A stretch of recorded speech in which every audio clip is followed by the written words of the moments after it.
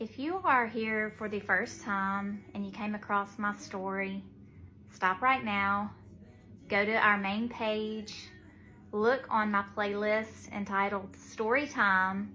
They're all labeled and start with part 1. Not the episodes because they are numbering those backwards, but I put a box or label on the front that says Story Time Part 1. So start there before you listen to this one, or I will confuse the mess out of you. And even if you don't start there, I may still confuse you because there's a lot of details that I'm not going to share. There's details that will at some point be revealed, but right now I'm sharing my story. I'm sharing part of my husband's story and part of my son's story. This is my journey that I'm sharing with you all. So the last story I shared with you, we had just said goodbye to my daughter.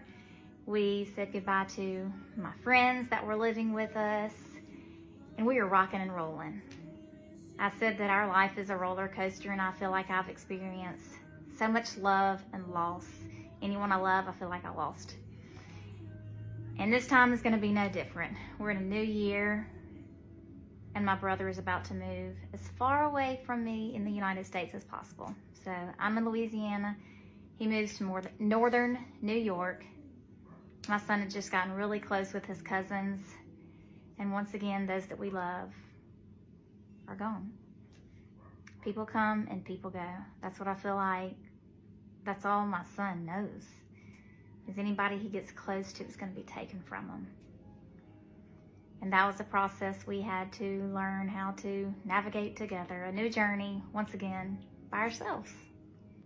God was doing phenomenal things in our life, though. We were finally experiencing our normal, the best way that we knew how.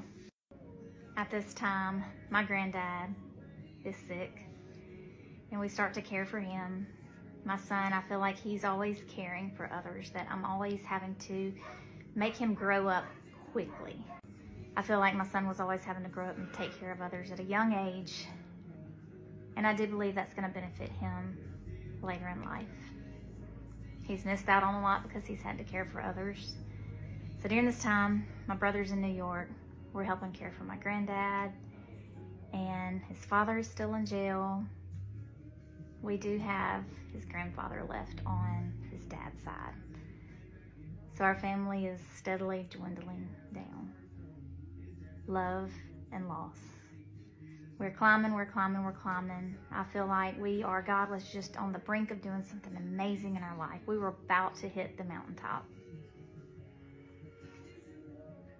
We find out my brother's moving back home, which was great. We were going to have family back home with us, so our family was going to expand just a little bit more.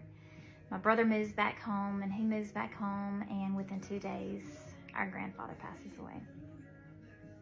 Love and loss. During this time, my little boy's grandfather gets sick, and he has become our entire world. We know that we can depend on him, and he can depend on us. So again, my son's starting to experience deep loss and hurt at a very young age. But God is still good to us. I still feel like he is doing amazing things in our life. He's preparing us. You know, this time, my son's father is about a year from being released. So my heart, the countdown is on. You know, 4 years, 3 years, 2 years, 1 year passes quickly. And so I was preparing my heart because I knew it was going to be a battle. I just didn't know how much of a battle we were about to face. We experienced COVID during this time. The world shuts down. I completely freak out because if I get sick, he's going to take care of my son, because it was just me and him.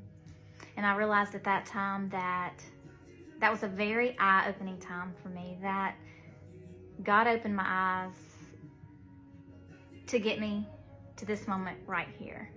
It was me and my son. Everybody else was taking care of themselves and their family.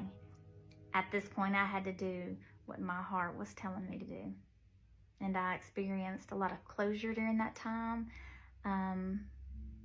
I didn't want to, I was kind of a people pleaser to a certain extent. I cared what others thought more so than what my heart was telling me to do. I wanted everybody around me happy, and if it was at the expense of me not being happy, then I was just going to have to live with that. So during COVID, I found that, you know, my happiness does matter, and it didn't matter if I was happy or not. Those around me were going to have to learn how to live with my decisions, and if they didn't approve, then that was on them. They did what they wanted to do. I was going to do what I wanted to do. So COVID opened my eyes and prepared me for this moment. So COVID, my grandfather passed away, my brother moved back, and now my son's my son's grandfather was sick. And we were preparing for the release of his father and preparing for a battle that I don't even know if you can prepare for. That's going to be another story.